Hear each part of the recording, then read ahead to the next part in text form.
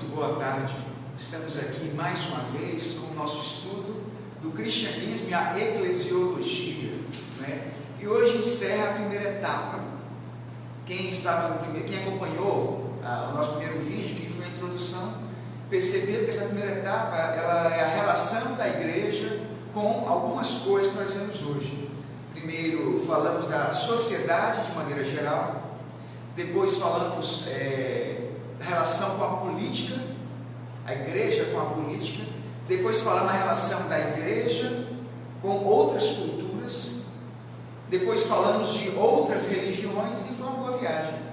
Porém agora, fechando essa primeira etapa a respeito desse tema, hoje iremos falar da relação que existe com a igreja e a salvação, não é?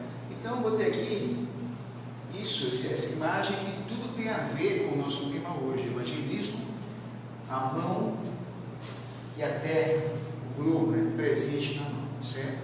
Então, antes de passar para o próximo slide, eu gostaria de mencionar o seguinte: já que o tema é a relação com a salvação, o cristianismo é a relação com a salvação, é bom lembrar que, primeiramente, antes de falarmos sobre a salvação, seria muito bom, antes de falarmos sobre essa relação que existe da igreja com a salvação, vamos falar um pouco antes sobre a salvação, né? Para não deixar mais problemas das diversas linhas de pessoas que podem nos acompanhar, e acho que muitas vezes você conhece a respeito de salvação, né? Então, separamos aqui uma imagem para podermos iniciar esse estudo, e essa é a imagem, né? Essa imagem é a imagem de Jesus pouco antes de ir ao céu. E por que eu coloquei essa imagem? Essa imagem reflete muito bem a importância que existe sobre o evangelismo e sobre a salvação dos seus para o próprio Cristo, aquele que nós consideramos como nosso Senhor e Salvador, não é? Quando você acompanha alguns filmes, algumas séries, talvez em alguns casos, eu acho que hoje em dia tem menos, talvez em algumas novelas também, você consegue visualizar ali a imagem de alguém que está próximo de morrer ou próximo de partir e tem a opção de deixar as informações mais importantes, né, com a pessoa que vai ficar, seja um ente para poder pedir um perdão, seja um segredo de alguma coisa antiga que ele não falou, ou alguma recomendação importante que a pessoa faça. Então ele faz isso aonde? No filme, nas séries, nas novelas nós vemos. Ele faz pouco antes de partir, naquele último suspiro, ou já chegando no trem para poder ir embora, dizer que te amo, que eu te perdoo. E quando nós vemos a vida de Jesus aqui na terra, e o seu ministério, nós vemos também pela Bíblia e nos Evangelhos, Jesus deixando pro final, antes de partir em ascensão, o ide.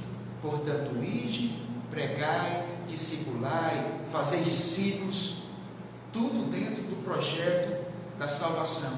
Então, primeiramente, antes de aprofundarmos mais em salvação, seria muito bom colocarmos o quão importante é a salvação dos seus filhos para o Senhor. Talvez para mim não seja tão importante, para você que está vendo aí, inclusive recentemente em alguma das pregações foi citado isso. Não é para você essa importância.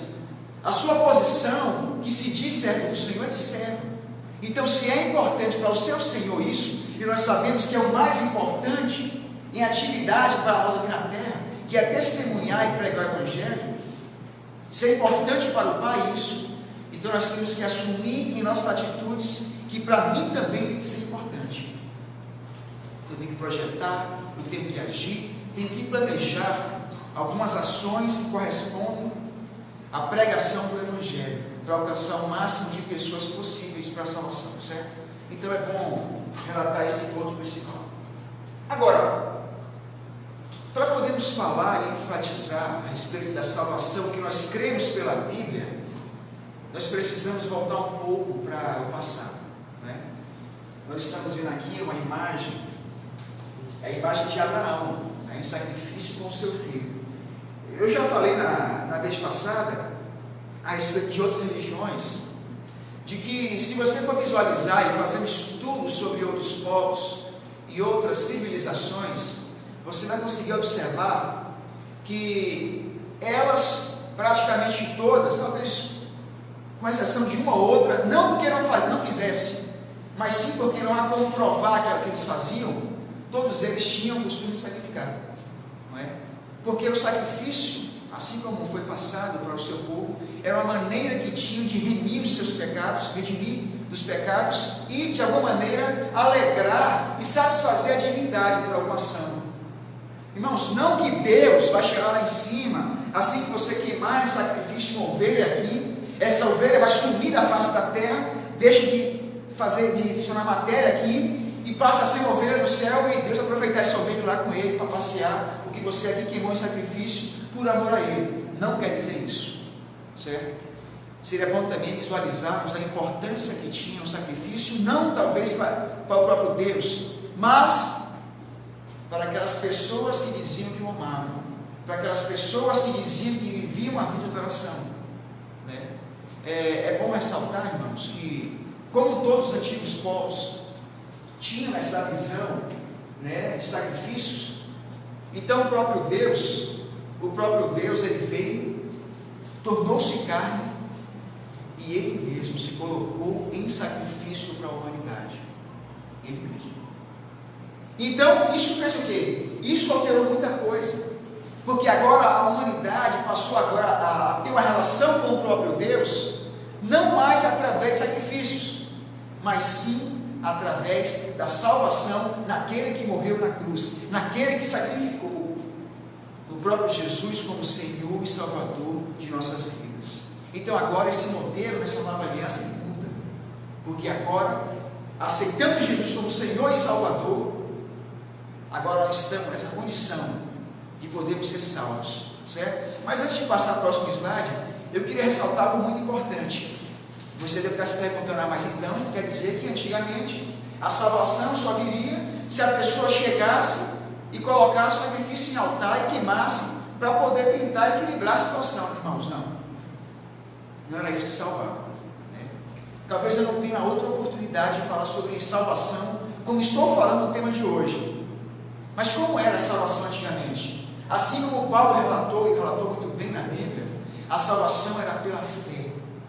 Porque imagine você, se toda vez que eu for pecar, fizer algum tipo de pecado, eu for queimar um cordeiro em sacrifício, meu irmão, não vai ter rebanho que vai dar conta dos meus pecados, não vai existir. Por quê? Porque Jesus mostrou que a salvação, que os pecados, eles não existem unicamente quando você age, não só por ações, eles existem só em você pensar. Então os números de pecados que nós fazemos são incontáveis. Então para uma pessoa só, se ela morrer de causas naturais, nem todo rebanho do mundo é capaz de superar e equilibrar as condições perante Deus do seu pecado. Então isso na mente não existe, certo? Então é bom ressaltarmos essa ideia sobre o que nós temos a respeito de salvação. Mas agora vamos, já que falando da salvação, do que nós cremos sobre Jesus Cristo e do que nós cremos, como funciona a salvação nesse modelo, porque assim que ele veio e morreu na cruz e deu essa nova aliança em aceitá-lo, então não é mais para o povo judeu. Talvez seus povos antigamente tinham essa revelação, tinha essa ideia de sacrifício, mas agora quando Jesus veio na nova aliança, então tudo zerou, e apenas há uma única maneira de chegarmos ao céu, que é através dele, através dessa aceitação que nós teremos pelo Senhor, ele como Senhor e como Salvador de nossas vidas, certo? Então que temos isso em compreensão, para agora a pergunta que nós temos, que é inclusive a respeito do tema. Então, qual a relação da igreja com a salvação, enfim? Irmãos, essa relação, né, muitos vão dizer assim, mas quem evangeliza são pessoas, pois eu vos digo que a relação é totalmente direta. A igreja ainda é o maior e melhor meio para se chegar à salvação através do evangelismo. Mas Davi, não são pessoas que fazem isso? São pessoas que fazem isso, todas elas ligadas à igreja. Mas tem pessoas que não fazem parte de igreja e elas postam lá algumas imagens com mensagens evangelísticas, elas vão lá e postam aquilo, irmãos. não vamos falar de exceções, porque até mesmo isso é uma crença minha. Eu acho muito difícil pessoas que se dizem salvas ter um compromisso com a salvação dos outros. Eu acho muito difícil.